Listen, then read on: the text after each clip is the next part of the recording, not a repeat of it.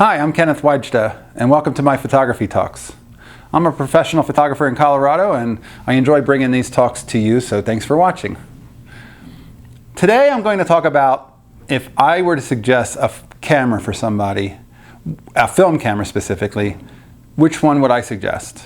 Especially for somebody who hasn't shot film before or is rather new to it. I would say go find an old Nikon FM2 or an Olympus OM2. Both of those cameras are really strong, very user cameras, very good user cameras. They're simple. They have mechanical shutters so that they're not completely battery dependent. The FM2 is the camera I would choose because of the high shutter speeds. It goes up to a 4,000th of a second, and if it's also a later model so that digital was coming out, and a lot of people who had them didn't use them as much as the older model called the FM. And if you like a simple camera that's got a very simple meter with a couple of minus and plus signs and a zero in the middle, that's the camera.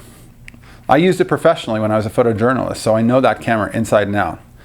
And an Olympus 2, OM2, if you want to have one automatic mode, which is aperture priority.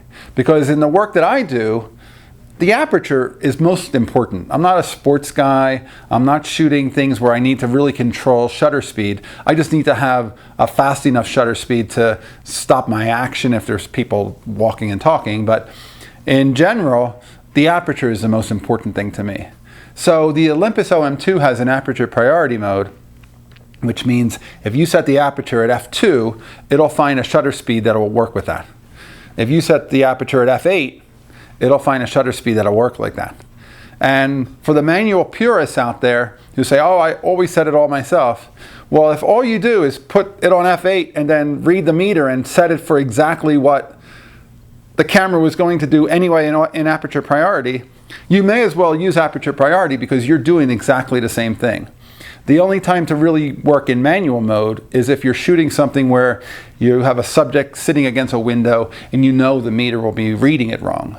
But if you're shooting subjects that you know the meter can probably handle, then you may as well be in aperture priority mode. It gives you speed, it gives you a little bit of convenience, and you're essentially letting the camera do what you would do anyway.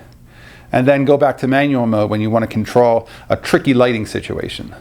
But those are the two cameras, and the reason is both of them are relatively inexpensive. Both of them I bet you could find for under $100 right now. And you can find simple lenses like a good old 50-1.8 for the Nikon or for the Olympus. You can find some 1.4s for not much money.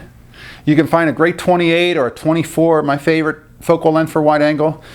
You can find 100 millimeters and 135s out there. Because it's all manual focus, there's not a lot of demand, and the price on them is pretty low.